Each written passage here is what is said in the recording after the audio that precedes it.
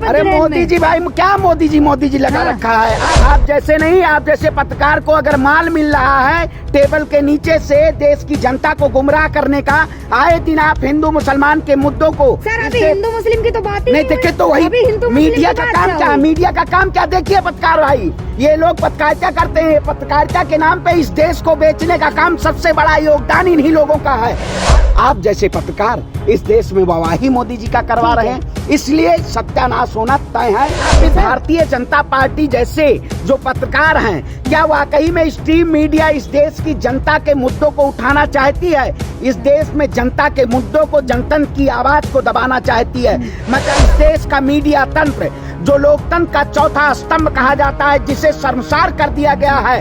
तो लग रहा है कि आपको पत्रकारिता का इस समय पूरे विश्व में पत्रकारिता का स्थान नहीं पता है कि आप लोगों ने भारत की पत्रकारिता को कौन से स्तर पे लाके खड़ा कर दिया है, आप लोगों को पता नहीं है। आप वही प्रधानमंत्री की बात करते हैं जिन्होंने मेघालय में कई ऐसे चुनाव प्रचार में वहाँ के मुख्यमंत्री को उन्होंने कहा सबसे भ्रष्ट मुख्यमंत्री हैं, और आज उन्हीं के साथ सरकार बनाने का काम किया। क्या नरेंद्र मोदी जी इस देश की जनता को जवाब देंगे कि आपके शासनकाल में सबसे ज्यादा भ्रष्टाचारी लोग हैं? कांग्रेस पे सवाल उठा रही राहुल गांधी पे। देखिए, जो सवाल उठा रहे हैं भारतीय जनता पार्टी के शासनकाल में जिस तरीके से, वही सरकार की बात करते हैं जिन्होंने इस देश की जनता को कई ऐसे गुमराह करने का काम किया। वो लोग क्या जानेंगे जिन्होंने लोकतंत्र को ताक पे रख के इस देश के कई विपक्षी नेताओं को, जिन्होंने सीबी और ईडीआई के जरिए, सीबीआई के जरिए इस देश के उनको जेल की सलाखों के पीछे डालने का काम किया। आप वही प्रधानमंत्री की बात करते हैं जिन्होंने मेघालय में कई ऐसे चुनाव प्रचार में वहां के मुख्यमंत्री को उन्होंने कहा सबसे भ्रष्ट मुख्यमंत्री हैं, और आज उन्हीं के साथ सरकार बनाने का काम किया। क्या प्रधानमंत्री, देश के प्रधानमंत्री नरेंद्र मोदी जी इस देश की जनता को जवाब देंगे कि आपके शासनकाल में सबसे ज्यादा भ्रष्टाचारी लोग हैं? प्रधानमंत्री जी नहीं देंगे, क्योंकि वो आए दिन केवल झूठ पे झूठ इस देश की जनता को गुमराह करने का काम करते हैं। आप बताइए, जब इस देश का मीडिया तंत्र जो लोकतंत्र का चौथा स्तंभ कहा जाता है, जिसे शर्मसार कर दिया गया है, आज देश में जनता की आवाज को जो नहीं उठा रहा है, तो आज हमारे नेता राहुल गांधी जी ने अगर आवाज उठाने का काम किया, देश की सच्चाई को बताने का काम किया, इसमें भारतीय जनता पार्टी के लोगों को मिर्ची लगती है। मैं कहता हूं मिर्ची लगे तो लगे, इस देश की जनता आवाज उठाने का काम करेगी और इस सरकार से सवाल पूछने का काम करेगी। शायद अंधभक्तों को परेशानी है, प्रधानमंत्री मोदी जी आए दिन सूट बूट बदलने का काम करते हैं। क्या देश के प्रधानमंत्री जी ने कई वादों के जरिए इस देश की जनता को गुमराह करने का काम किया था? बहुत हुई महंगाई की। राहुल गांधी ने जो बात बोली है उसी पे तो भाजपा एलिगेशन लगा रही है। देखिए, भारतीय जनता पार्टी के पास, देखिए सुनिए, आप भी भारतीय जनता पार्टी जैसे जो पत्रकार हैं, क्या वाकई में स्ट्रीम मीडिया इस देश की जनता के मुद्दों को उठाना चाहती है? इस देश में जनता के मुद्दों को, जनतंत्र की आवाज को दबाना चाहती है? मैं कहता हूं उठाइए सीएमआई रिपोर्ट। क्या इस देश में बेरोजगारी नहीं है? अंधभक्तों को नहीं दिखाई देगा, इस देश में बेरोजगारी नहीं है।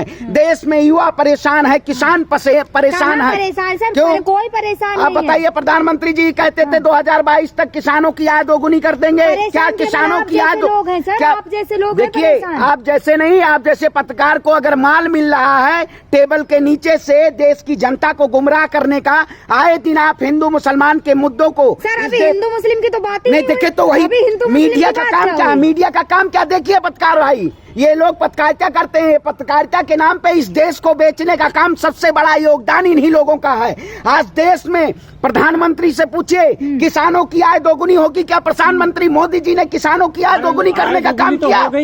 क्या दोगुनी कर आ गई ना? क्या आप बताइए, प्रधानमंत्री मोदी जी ने क्या हंगर इंडेक्स पे देश में गरीबी और भुखमरी खत्म करने का काम किया? देखिए, अपडेट नहीं, अपडेट है। लग रहा है कि आपको पत्रकारिता का इस समय पूरे विश्व में पत्रकारिता का स्थान नहीं पता है कि आप लोगों ने भारत की पत्रकारिता को कौन से स्तर पे लाके खड़ा कर दिया है, आप लोगों को पता नहीं है। सुधीर चौधरी ने कहा तो आप में योग्यता नहीं है। देखिए, योग्यता के अनुसार क्या इस देश में नौकरियां हैं? जो लोग सरकार में बैठे हुए, कौन सी नौकरियां योग्यता के अनुसार है इस देश में?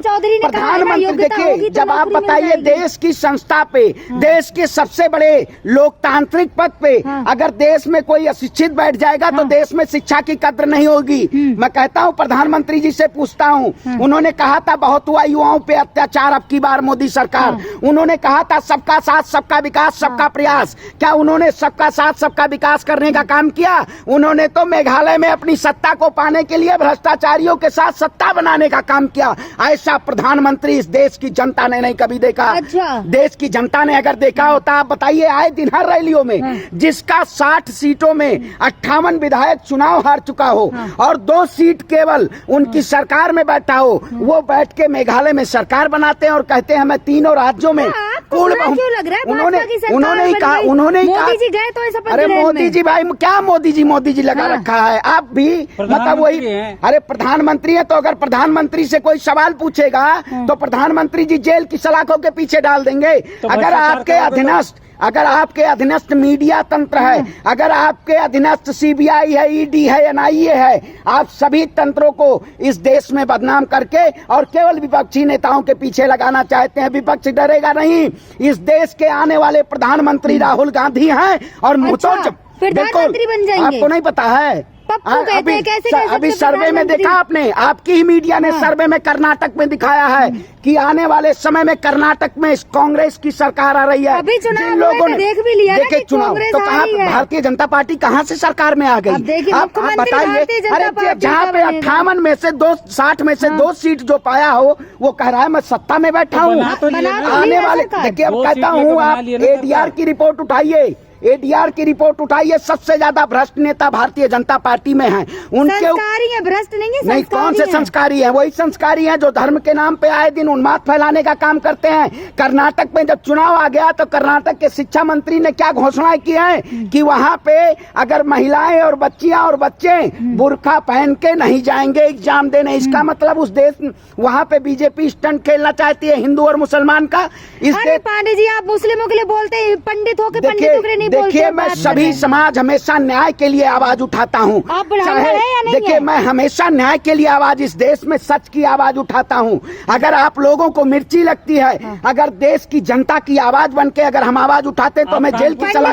कानपुर देखिए, मैं कानपुर में भी आवाज उठाया हूँ। मैं हमेशा मीडिया के जरिए सभी मुद्दों को उठाने का काम, बिल्कुल कानपुर गया मैं, हमेशा मुद्दों को उठाने का। जब आप जैसे पत्रकार वहाँ की सच्चाई को नहीं दिखाने का काम करेंगे, आप जैसे लोग जब वहाँ पे नहीं पहुंचेंगे, इस टीम मीडिया में जब बुलडोजर चला, वो माँ और बेटी जब जल के राख हो गई तो आप लोगों ने खबर नहीं चलाई, क्योंकि आप लोगों को डर है कहीं योगी की सरकार, मोदी की सरकार हमारी इस देश में हमेशा। पांडे जी मुस्लिमों की आवाज उठा रहे थे। मैं सबकी आवाज, मैं कहता हूँ न्याय और अधिकार के लिए मैं हमेशा आवाज उठाता हूँ। अगर आपको और अनभक्तों को अगर मिर्ची लगती है तो लगे।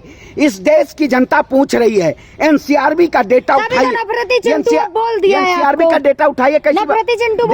डेटा दिखाएं आपको एनसीआरबी का। सबसे ज्यादा इस देश में आत्महत्याएं किसान कर रहे हैं। आपने देखा होगा जब पूरे देश में जब भारत जोड़ो यात्रा चल रही थी तो उससे हताहत हो गए भारतीय जनता पार्टी।